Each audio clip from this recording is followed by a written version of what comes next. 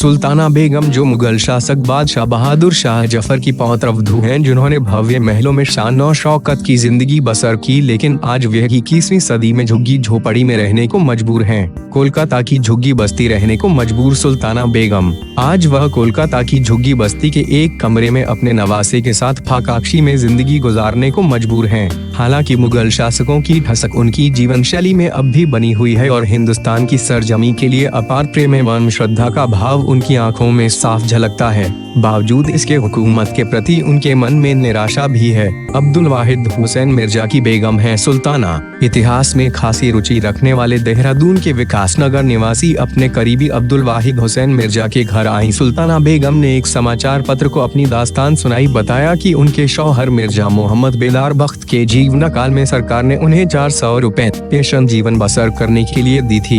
1980 में शौहर की मौत के बाद पेंशन बंद हो गई तो उन्हें अपने एक पुत्र व 5 बेटियों की परवरिश के लिए कोलकाता के डॉलीगंज इलाके में चाय की दुकान खोलनी पड़ी। 1981 में पश्चिम बंगाल सरकार ने उन्हें 2 कमरे का सरकारी मकान दिया, जिसे 1983 में वापस ले लिया गया।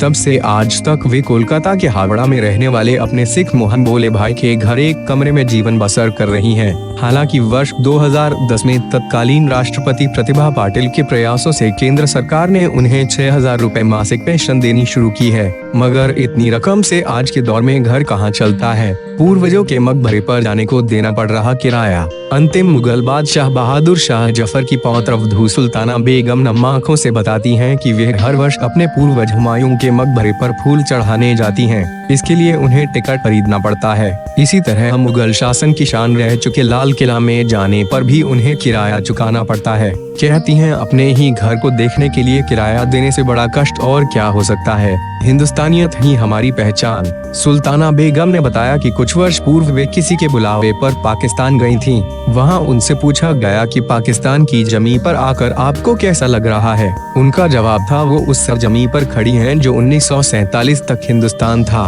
आज भी दोनों मुल्कों की पहचान हिंदुस्तानियत ही है, विरासत में मिली मुल्क के प्रति वफादारी। हालांकि हुकूमतों ने उनको नजरअंदाज कर दिया, मगर मुल्क के प्रति वफादारी उनमें कूट कूट कर भरी हुई है। मुल्क के प्रति वफादारी के चलते ही सुल्ताना बेगम ने किसी के सामने हाथ फैलाकर खुद व मुल्क को शर्मिंदा करने के बजाय चाय बेचकर बच्चों की परवरिश करना मुनासिब समझा।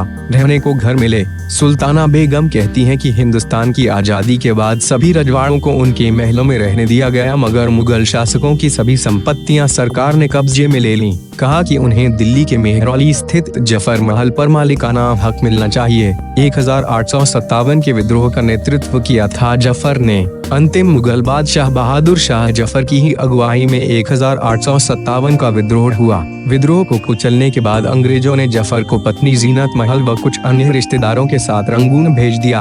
वहीं 1862 में उनकी मौत हुई।